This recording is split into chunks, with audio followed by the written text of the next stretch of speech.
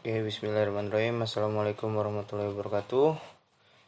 Di pertemuan 2 kali ini saya akan mencoba merangkum sebagai tugas dari mata kuliah data mining, yaitu tentang proses data mining dan knowledge discovery in database atau disingkat KKD.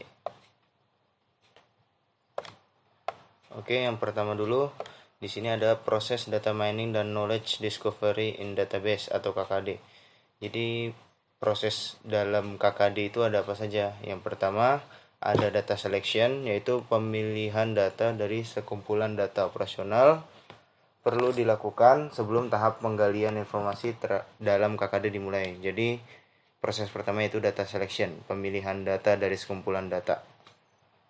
Lalu yang kedua ada pre-processing atau cleaning, yaitu proses yang mencakup membuang duplikasi data, memeriksa data yang inkonsisten, dan memperbaiki kesalahan data. Jadi setelah data diambil, lalu diproses dan membuang data-data yang duplikat atau data-data yang salah atau invalid. Lalu yang ketiga ada transformation, yaitu proses transformasi pada data yang telah dipilih sehingga data tersebut sesuai dengan proses data mining. Jadi setelah data diseleksi dan data tersebut valid, lalu dilakukan transformation sesuai dengan proses yang diinginkan dalam proses data mining.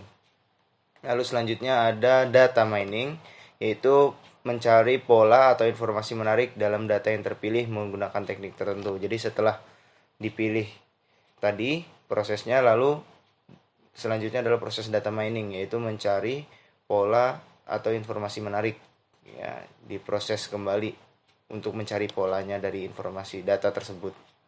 Lalu yang selanjutnya ada interpretation, yaitu pola informasi yang dihasilkan dari proses data mining perlu ditampilkan dalam bentuk yang mudah dimengerti oleh pihak yang berkepentingan. Nah, setelah diproses pada proses data mining tadi, akhirnya di interpretation ini data akan ditampilkan sesuai bahasa yang dimengerti oleh manusia, gitu ya. Jadi setelah melalui proses data mining.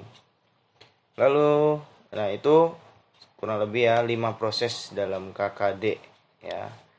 Lalu selanjutnya di sini ada 6 fase cross industry standard process for data mining atau disingkat CRISP DM, ya. Yang pertama ada fase pemahaman bisnis, business understanding phases. A. Penentuan tujuan proyek dan kebutuhan secara detail dalam lingkup bisnis. B. Menerjemahkan tujuan dan batasan menjadi formula dari permasalahan data mining. C. Menyiapkan strategi awal untuk mencapai tujuan. Jadi menentukan tujuannya dulu, lalu menerjemahkan tujuan dan batasan menjadi formula dari permasalahan data mining. Lalu yang terakhir menyiapkan strategi awal. Nah, setelah udah ketemu formulanya baru kembali lagi ke tujuan awal tadi mau apa gitu ya. Apa yang ingin dituju dengan data mining tersebut. Lalu yang kedua ada fase pemahaman data, data understanding phase. Pertama mengumpulkan data, yang ke A mengumpulkan data, B menggunakan analisis penyelidikan data untuk mengenali lebih lanjut data dan pencarian pengetahuan awal. C. Mengevaluasi kualitas data. Dan D. Jika diinginkan, pilih sebagian kecil grup data yang mungkin mengandung pola permasalahan. Nah, jadi mengumpulkan data, dianalisis untuk mengenali datanya itu bagaimana bentuknya, lalu mengevaluasi kualitasnya, apakah ada yang valid atau invalid. Dan yang selanjutnya memilih sebagian besar beberapa data di sebagian kecil grup yang mungkin mengandung pola permasalahan. Nah, jadi kalau ada masalah bisa dipilih dan diseleksi lagi. Lalu selanjutnya ada fase pengolahan data atau data preparation phase. A. Siapkan dari data awal kumpulan data yang akan digunakan untuk keseluruhan fase berikutnya. B. Pilih kasus dan variabel yang ingin dianalisis dan yang sesuai analisis yang dilakukan. C. Lakukan perubahan pada beberapa variabel jika diperlukan.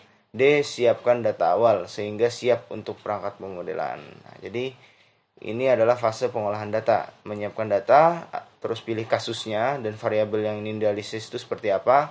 Lalu lakukan perubahan pada beberapa variabel kalau dibutuhkan ya. Dan yang terakhir siapkan data awal kembali ya. Untuk mungkin ingin diproses menjadi proses yang lain ya. Itu. Lalu selanjutnya ada fase pemodelan atau modeling phase. A. Pilih dan aplikasikan teknik pemodelan yang sesuai. B. Kalibrasi aturan model untuk mengoptimalkan hasil. C. Perlu diperhatikan bahwa beberapa teknik mungkin untuk digunakan pada permasalahan data mining yang sama. D. Jika diperlakukan proses dapat dikembalikan ke fase pengolahan data untuk menjadikan data ke dalam bentuk yang sesuai dengan spesifikasi kebutuhan teknik data mining. Nah, ini masuk ke fase pemodelan ya.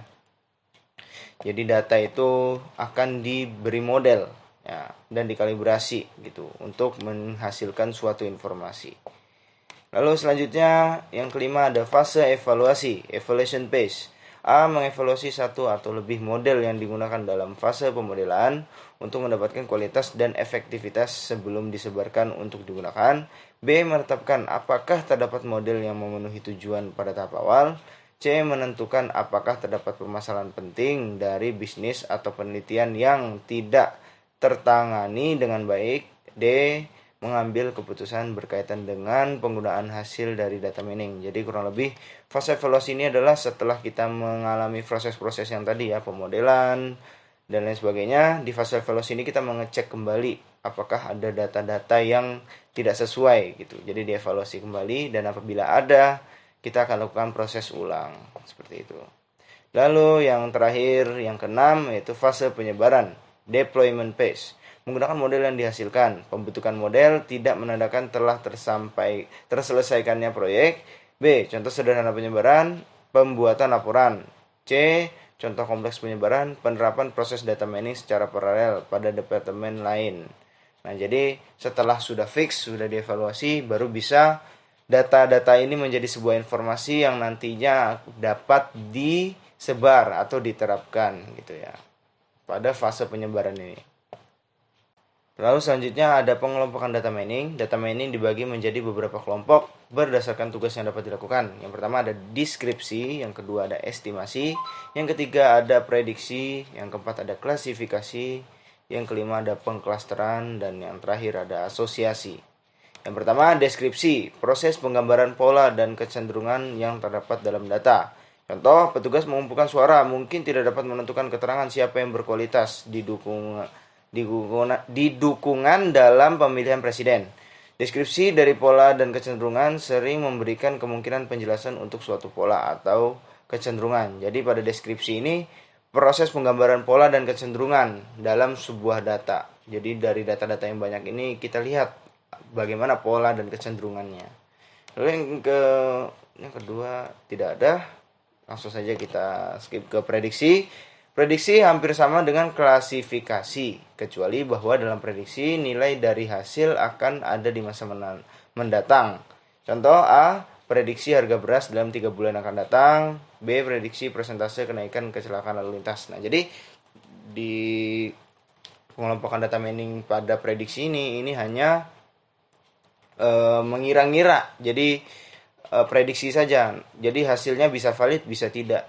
Nah, jadi dari data-data yang ada yang dikumpulkan itu sudah bisa dimunculkan sebuah prediksi, namun tidak pasti benar nilainya. Lalu selanjutnya ada klasifikasi. Dalam klasifikasi terdapat target variable kategori. Sebagai contoh, penggolongan pendapatan dapat dipisahkan dalam 3 kategori, yaitu pendapatan tinggi, pendapatan sedang, dan pendapatan rendah. Nah, jadi klasifikasi ini adalah pengkelompokan data sesuai variabel kategori, ya gitu. Jadi bila mana terdapat beberapa variabel, data-data itu akan diklasifikasi atau diberi kelas atau diberi kelompok pada masing-masing sesuai yang samanya gitu ya. Jadi itu pada klasifikasi. Baik, mungkin sekian yang bisa dapat saya rangkum. Kurang lebihnya mohon maaf. Wabillahi taufiq wal hidayah. Wassalamualaikum warahmatullahi wabarakatuh.